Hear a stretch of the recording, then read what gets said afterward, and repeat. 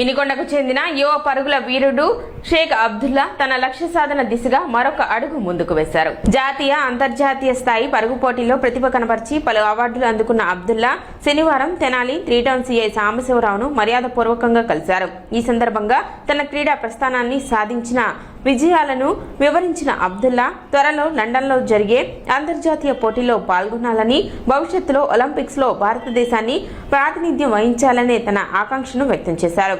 చిన్న పట్టణం నుండి వచ్చిన క్రీడాకారుడిగా కఠిన సాధనతో ముందుకు సాగుతున్నానని, సరైన ప్రోత్సాహం లభిస్తే మరిన్ని విజయాలు సాధించగలనని తెలిపారు.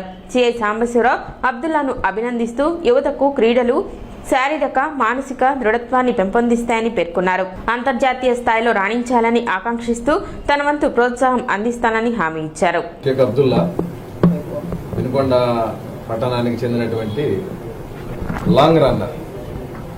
వినుకొండ పట్టణంలో